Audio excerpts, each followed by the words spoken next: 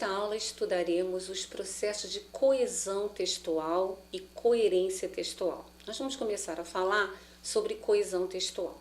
O que é isso, né? O que significa coesão textual? Um tema que aparece normalmente nos editais de concurso. Quando nós pensamos em coesão, temos que lembrar que coesão vem de conexão. Essa conexão pode acontecer de diversas maneiras. E a gente vai conhecer também como é que se faz a coesão para garantir no texto a chamada coerência textual. Então, em primeiro lugar, vale a pena ler um pensamento para introduzir esse estudo de M. Halliday, quando ele diz: a coesão não nos revela a significação do texto, revela-nos a construção do texto enquanto edifício semântico. Como é que a gente explica essa metáfora, né? A gente tem que lembrar primeiro que a palavra texto se origina do verbo tecer, que significa tecido de palavras, né? Se a gente pudesse definir texto, é o tecido de palavras. E para fazer esse tecido, o texto, nós precisamos entender que a metáfora que mostra que o edifício e as frases têm alguma coisa em comum é que para o edifício, para que ele exista, para que ele se estruture, é necessário que as suas partes estejam bem conectadas, bem amarradas, para que o edifício esteja em pé. Da mesma maneira, as frases precisam ter os seus termos conectados, bem amarrados, para que tenham uma estrutura garantida. Por isso a metáfora de a coesão não nos revelar a significação, não é a questão semântica somente que está envolvida aí, e sim a questão da amarração, da costura entre palavras, orações, expressões. O que significa então coesão? Significa a união íntima das partes de um todo, harmonia, nexo, conexão. É justamente a ligação que existe entre os componentes de um texto. As articulações gramaticais existentes entre palavras, orações, períodos, parágrafos é que garantem a coesão textual. O texto é um conjunto harmônico de elementos associados entre si. Então, os fonemas, representados graficamente pelas letras, se unem constituindo as palavras.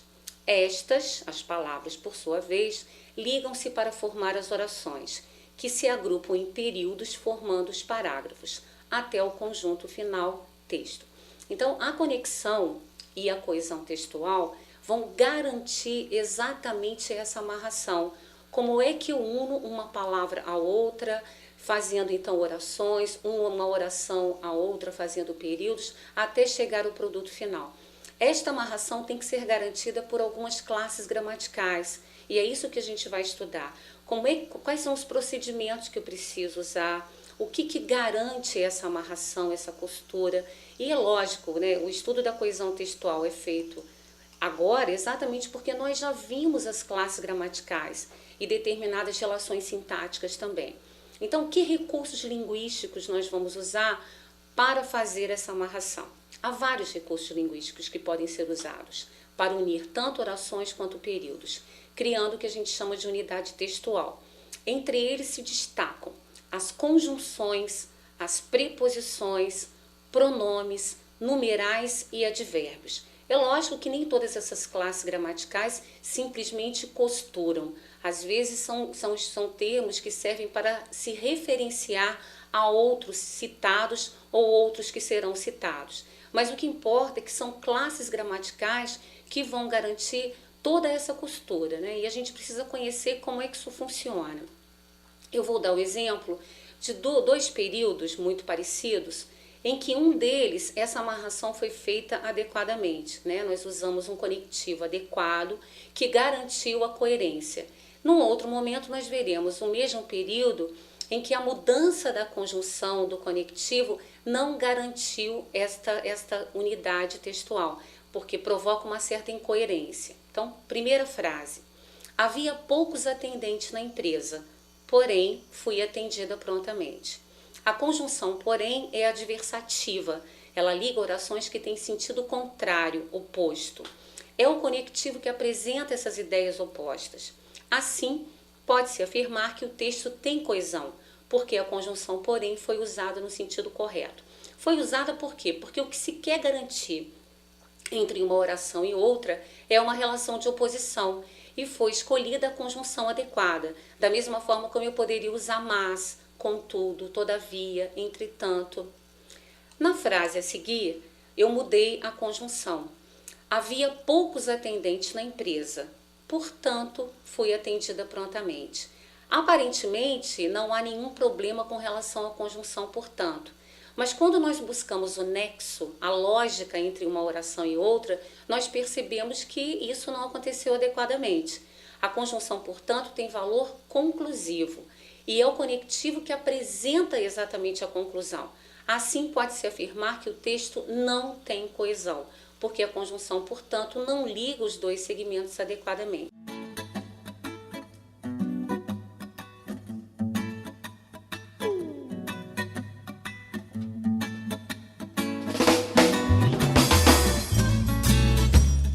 Nesta aula, falaremos sobre dois conceitos fonéticos muito importantes.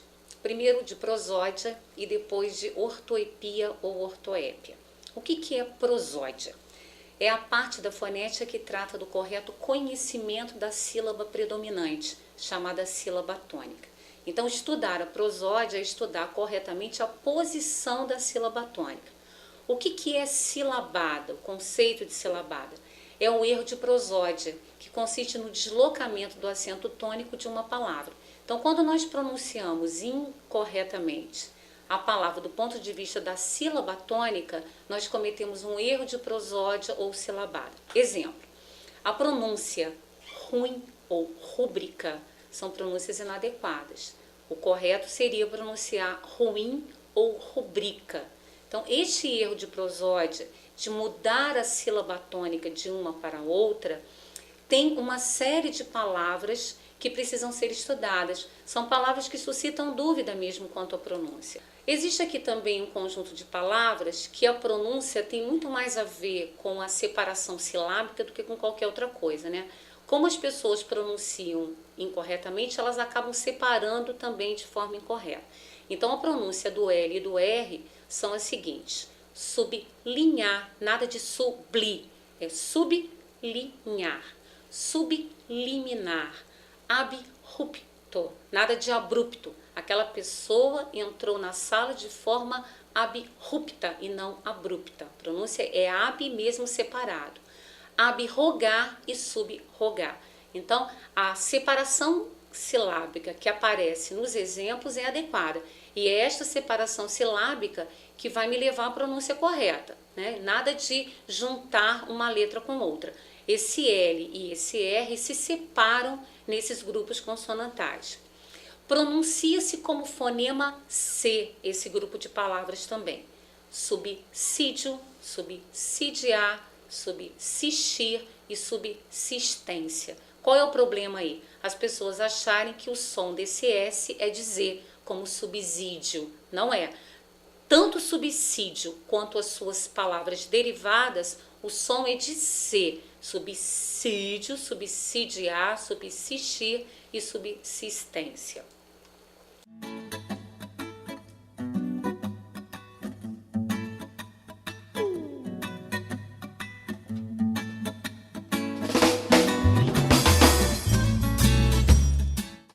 Olá!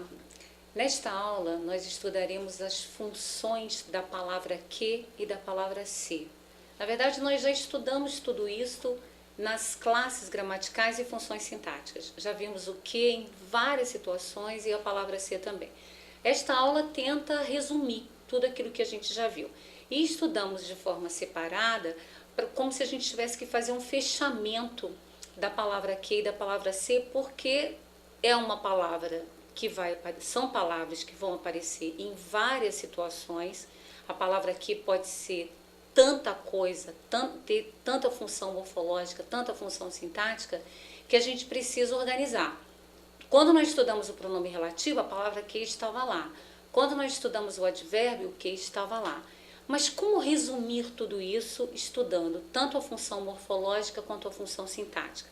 Então, nós vamos começar pela palavra que, do ponto de vista morfológico.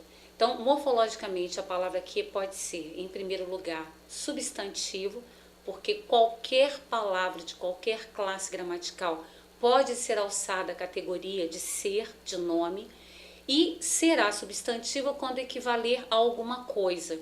Virá sempre precedido de artigo ou um outro determinante qualquer e será sempre acentuado, por ser uma palavra monossílaba tônica. Então, toda vez que for substantivo, será acentuado, exatamente porque tem monossílabo átono e tem monossílabo tônico. E as regras de acentuação gráfica são muito claras com relação ao monossílabo. Todo monossílabo tônico terminado em A e O receberá acento. Então, olha bem os exemplos. Ela tem um que de sedutor. Essa palavra esse artigo que antecipa que, é que faz com que o que seja substantivo. E aí ele vai receber acento. Este caso tem certo que de mistério. Certo aí, embora não seja um artigo, é um determinante, é um adjetivo. Então, o que caracteriza, o que eleva a palavra à condição de substantivo é um determinante. Às vezes é um artigo, às vezes é um pronome. Então, a palavra que pode ser substantivo.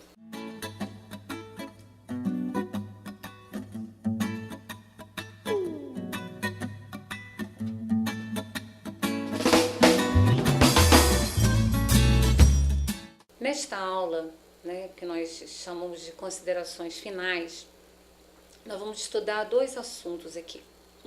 A colocação dos pronomes. Nós já estudamos o pronome com relação ao reconhecimento e ao emprego, e agora vamos ver os casos de colocação do pronome pessoal oblíquo átono. E depois nós veremos uma série de expressões que provocam dúvida quanto à sua grafia ou até mesmo quanto ao seu emprego, para que a gente conclua então toda a parte de gramática, porque é isso que o curso se propõe, e todas as noções de interpretação de texto. Então a gente vai passar primeiro pela colocação dos pronomes e depois vamos trabalhar algumas expressões importantes. Eu tenho aqui, antes da gente falar sobre as regrinhas, um poema do Oswald de Andrade, um poeta modernista, em que ele fala um pouquinho sobre essa colocação de pronomes. O nome do poema, inclusive, é Pronominais. Então ele diz assim: dá-me um cigarro, diz a gramática do professor e do aluno e do mulato sabido. Mas o bom negro e o bom branco da nação brasileira dizem todos os dias: deixa disso, camarada, me dá um cigarro. O que isso revela? Revela uma coisa importante, porque a gramática normativa preconiza que não se deve começar frase por pronome pessoal oblíquo. É uma sistemática. A gramática normativa, com a norma culta, não admite começar. E o Oswald de Andrade, ele se propôs a mostrar que essas regras muito pesadas, elas deveriam ser mudadas. Na semana de 1922, a chamada Semana de Arte Moderna, os principais poetas modernistas queriam fazer determinadas mudanças na ordem das palavras, principalmente no que diz respeito à sintaxe. E ele fez esse poema exatamente brincando um pouco com isso. Então ele diz que dá-me um cigarro é a gramática do professor e do aluno. Agora, me dá um cigarro é o bom negro e o bom branco da nação brasileira. Ou seja, no uso efetivo da língua, o que a gente acaba fazendo é começar uma frase pelo pronome pessoal oblíquo. Então, qual é a forma adequada, qual é a forma inadequada? O que a gente vai trabalhar aqui é justamente dentro daqueles níveis de linguagem. Existe o nível popular ou coloquial, que admite, e existe o padrão culto, que não admite. Então, o que nós vamos perceber é que, diante do verbo, os pronomes oblíquos átonos podem ocupar 3 posições em relação ao verbo. Os pronomes podem estar depois do verbo, é o que a gente chama de ênclise ou pronome enclítico. Então, como eu não posso começar a frase por pronome oblíquo, eu digo convidaram-me para a festa. Então, o verbo convidar vem logo a seguir com o pronome enclítico. Uma outra posição é antes do verbo, é a próclise ou pronome proclítico. Não me convidaram para a festa. Então, o verbo convidar foi precedido do pronome pessoal me. E também, pouco comum, mas também existe essa posição, é o pronome no meio do verbo, chamado de mesóclise ou pronome mesoclítico.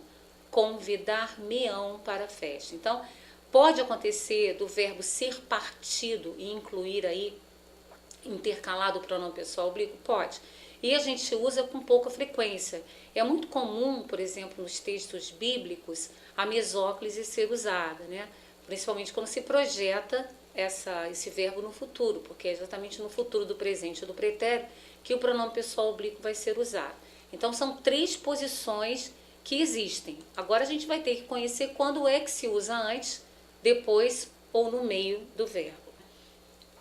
Até agora, então, vimos locução verbal, cujo verbo principal ou está no infinitivo ou está no gerúndio. O que a gente vai ver agora é um tipo de locução verbal cujo verbo principal esteja no particípio. E aí as regrinhas são diferentes. Por quê? Porque existe uma lei básica que diz que o particípio não admite, em hipótese alguma, a ênclise. É uma tendência, não se usa pronome depois do verbo no particípio.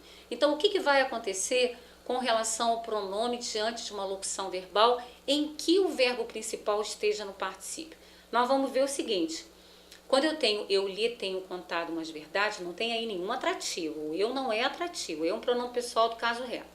Eu digo, eu lhe tenho contado, ou seja, é a próclise do verbo auxiliar, ou então aquela segunda forma, que é colocar a ênclise do auxiliar. Eu tenho lhe contado.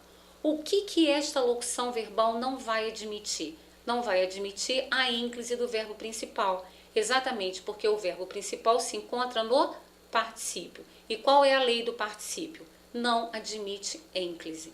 Então, quando a locução verbal tem particípio como principal, existem 2 posições corretas.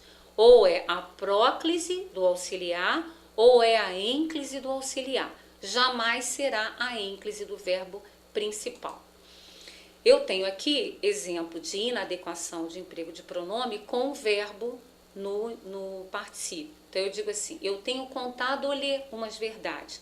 O auxiliar tenho, o principal contado. Como ele está no particípio, eu não posso usar a ênclise desse verbo principal. Então, dizer desta forma é inadequado. Se porventura houver um atrativo diante de uma locução verbal cujo verbo principal esteja no particípio, eu só tenho uma posição correta. O pronome tem que aparecer proclítico ao auxiliar. Pensem junto comigo. Se o não é uma palavra de sentido negativo que atrai o pronome para perto de si, é lógico que essa primeira forma, a próclise do auxiliar, é correta. Eu não lhe tenho contado umas verdades. Tá. Se tem atrativo, eu não posso usar o pronome entre o auxiliar e o principal. Não posso usar não tenho-lhe contado, porque tem a palavra negativa não. Ah, mas então eu não posso jogar o pronome para bem longe do atrativo, como eu fiz com o verbo infinitivo e gerúndio? Não posso por causa daquela lei. O particípio não admite ênclise. Então só me cabe, com locução verbal, cujo verbo principal esteja no particípio, com atrativo, eu usar apenas a próclise do verbo auxiliar. Não existe outra posição adequada. Então são expressões muito parecidas, que são empregadas, cada uma delas, numa situação bem especial.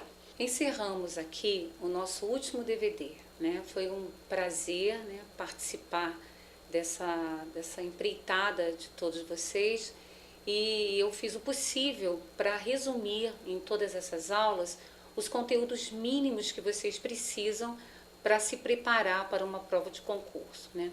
É importante entender que passar num concurso público deve ser um projeto de vida, não é um projeto para curto prazo. Ninguém passa numa prova estudando 1, 2 meses. É necessário um empreendimento muito mais, que envolva muito mais a vida de vocês. Nós vamos continuar este curso no site, né? O curso não se resume a esses DVDs. O curso completo, ele vai envolver a participação no site. O aluno vai receber uma senha para participar, vai ter todo o material teórico, né, as apostilas, acessar bancos de dúvidas, e aí sim ele terá tudo o que precisa. Eu não me proponho aqui a encerrar todos os conteúdos. Eu procuro trazer para vocês um maior número de informações. Eu procurei criar alguns recursos, alguns métodos que facilitam a interpretação, né, o emprego de determinadas palavras, a regência do pronome relativo. Então, eu procurei fazer tudo o que é possível para que vocês possam ter um curso em que o conforto da casa de cada um possa proporcionar essa liberdade de estudar quando vocês puderem, né? Eu já tenho esse curso presencial e é sempre difícil que o aluno participe de todas as aulas, eles têm compromissos e às vezes não podem estar presentes. No entanto, este curso vai poder possibilitar que o aluno estude quando ele puder, né? Ele terá os DVDs em casa e poderá participar do site quando melhor lhe convier. Então, eu desejo a vocês boa sorte, espero que vocês tenham gostado das aulas e gostaria de continuar esse contato através do site, né? Gostaria de poder tirar todas as dúvidas que vocês tiverem, gostaria de estar em contato através de e-mails, para que vocês possam, então, ter um curso que o satisfaça, né? É claro que é necessário que cada um de vocês perceba que o papel de cada um que é o mais importante. O papel do professor acaba sendo um dos recursos apenas, né? Existem várias outras formas. O aluno precisa de um material teórico forte, ele precisa resolver provas de concurso, né? No site eu procuro selecionar sempre provas que já aconteceram. E aí, nesta prática, na resolução de provas, é que vocês vão poder aplicar todos esses ensinamentos. Esse curso teórico no DVD, ele vai dar instrumento para resolver exercícios, para resolver questões de prova. E aí sim, vocês vão se sentir muito mais seguros para fazer uma prova, né? Então, espero vocês nos sites e boa sorte a todos.